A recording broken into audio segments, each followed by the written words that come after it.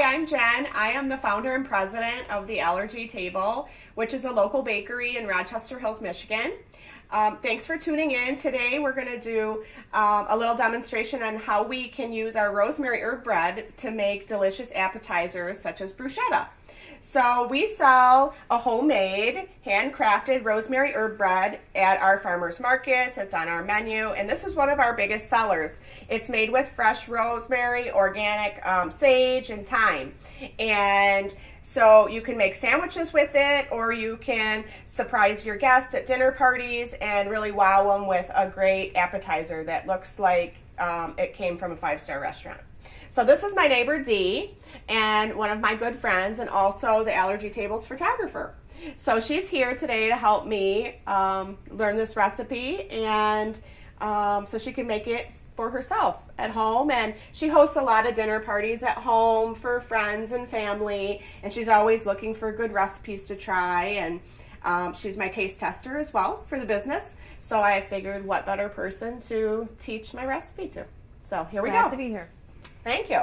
So first thing we're going to do is we're going to take the rosemary herb bread. Say you purchased a loaf and you've been using it, and you're on day 4, 5, 6 maybe with it, and you're like, boy, I just can't eat the rest of this. What should I do with it? So here's a half a loaf of our bread, and we're going to take a serrated knife to start. And it's important to know that this is gluten-free bread, so it is a little bit more dense than a typical bread. So I always recommend using a serrated knife with this.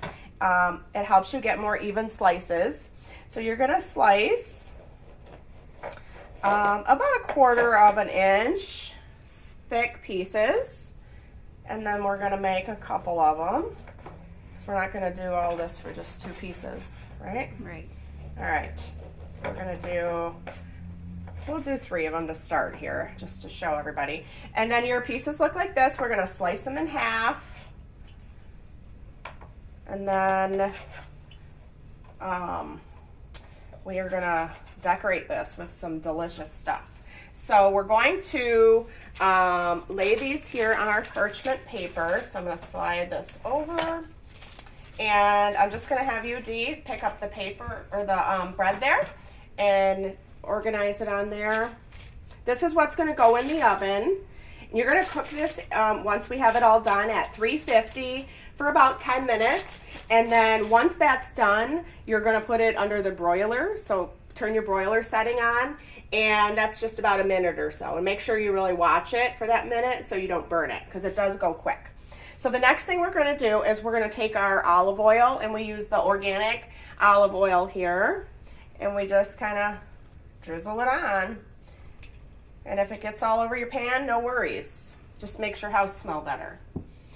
And then we're going to take some fresh tomato. So I like to grow these in our garden. Ours aren't quite ready yet for picking, but they will be soon. And I'm just slicing some long slices here off of the end. And then we're going to cut those in half. And as I cut these, Dee, do you want to put them on the bread? All right. Doesn't that smell good? Mm-hmm. It smells so fresh. Yeah. Do your kids like this recipe? They do, yeah. Most kids aren't big garlic fans, Right. but they really like this. And they like to help make it too. So now that we have just like a half a slice of a tomato on here, the next thing we're going to do is we're going to add our herbs. So we have our rosemary, sage, and thyme. Most times bruschetta you use oregano, basil, olive oil, things like that. But I really love to use the same herbs we have from our bread. And then we just sprinkle it on. So if you want to do those ones for me, Dee, and you can, the more the better. Can't have too much of this unless you really want bad breath, but who cares? It's worth it. This is really easy. I'm so excited to make this for my Yeah. friends. Yeah, and they're going to come over and see it sitting out and go, wow. It looks really fancy. Yeah. And it's hard to be fancy when we have kids at home. She has 4 kids. I have 3 kids at home, so Right. there's usually not a lot of fancy things going on in our house. Not a whole lot of fancy. All right. And then we have some chopped up garlic here. This is the best part. I'm a huge garlic lover.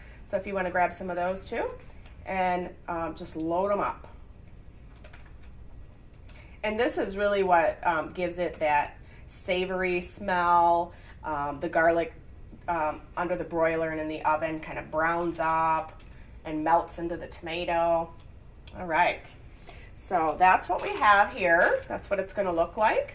And of course you would do, depending on how many people come, I would typically do the rest of the loaf there.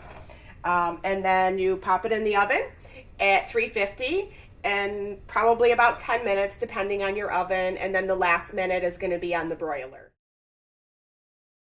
All right, so I can smell the house. It smells delicious. It smells amazing. And we have our homemade bruschetta here. Look how delicious this looks. So you've got, and be careful, it's still hot. So you've got a nice crispy piece, perfect bite-sized pieces, and you can put them out on display. I like to put some more fresh herbs around the tray, but that's it. That's really all there is to it, and you look like a professional. Yeah. So thanks for joining me, Dee, and I can't wait till you try out this recipe and let me know how your friends liked it. And I'm Jen. I am the founder and president of The Allergy Table. Thanks so much for joining us today. And you can find us at www.TheAllergyTable.com. Thanks so much.